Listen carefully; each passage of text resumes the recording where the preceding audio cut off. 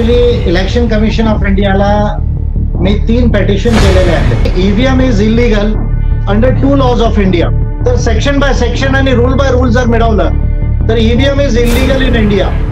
हे मी जे आहे पेटिशन इलेक्शन कमिशनला रेकॉर्ड केलेलं आहे. ऍक्च्युली इलेक्शन कमिशन ऑफ इंडियाला मी 3 पेटिशन केलेले आहेत.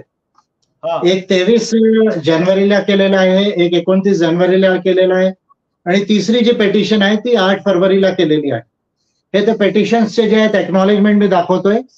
These are 3 petitions. Actually serially दाखवलं तर तुम्हाला डेट्स सहित पूर्ण कळेल, पण जे आहे हे कन्स्ट्रेंट्स. तर हे जे माझं फाइंडिंग आहे हे फाइंडिंग मी ऑन रेकॉर्ड आणलेलं आहे की EVM is illegal under 2 laws of India.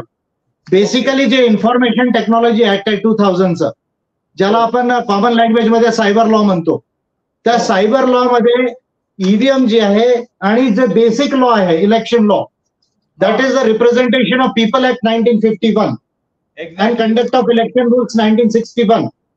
याला जर दोन्ही लॉजला जर आपण मिळवलं तर सेक्शन बाय सेक्शन आणि रूल बाय रूल जर मिळवलं तर EVM is illegal in India. हे मी जे आहे पेटिशन इलेक्शन कमिशनला रेकॉर्ड केलेलं आहे.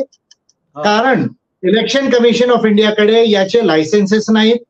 ईव्हीएमचे, व्हीव्हीपॅटचे आणि सिम्बॉल लोडिंग युनिटचे, त्याच्याबरोबर याचे जे आहे सेफ्टी प्रोसिजर प्रोटोकॉल्स जे आहेत ते फॉलो नाही करत.